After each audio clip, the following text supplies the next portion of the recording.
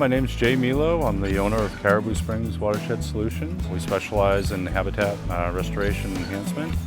We do a variety of habitat restoration projects, but right here, we're doing is chop and drop. And basically what it is restoring a more natural wood load to streams in a fashion to create habitat and enhance the hydraulic condition of the watershed.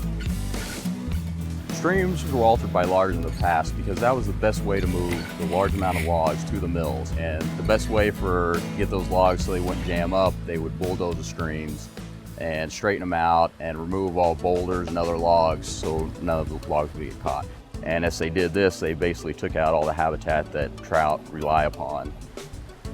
So we want to go in and jumpstart what would naturally happen by placing trees and logs back into the stream to recreate the historical hydrological functions and to get that habitat back quicker. So an important part of the training was Maine Forest Service, along with Inland Fisheries and Wildlife, gave presentations where the regional biologists and local landowners and foresters were trained to do this chop and drop process. In other parts of the world, they've been talking about wood and streams for a long time, particularly in the western U.S. Putting wood in is pretty low cost, it's pretty low tech. If you can get the wood to stay there, it seems to change the habitat and the fish respond to that change. So this is a treatment site. Force the current to do something different. Force it to dig down, go into the bank, and provide additional habitat diversity. Brook trout have a lot of things out in the world that like to eat them besides people. They actually have a rather high natural mortality rate. So anything we can do to increase their chances of surviving on a daily basis and certainly on a seasonal basis is a step in the right direction.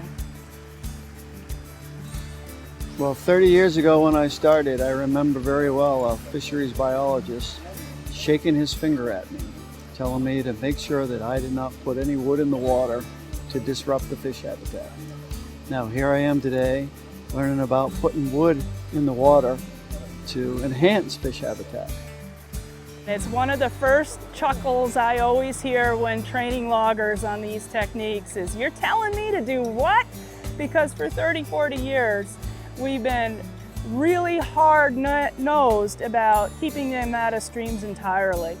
And now we found that that's not the best treatment for the conditions that we're seeing.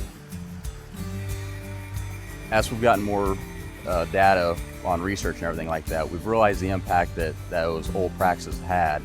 And as we've changed our logging practices to be more environmentally sustainable, this is one aspect that we've looked at that we can actually help out and incorporate into normal everyday practices that loggers do out on operations.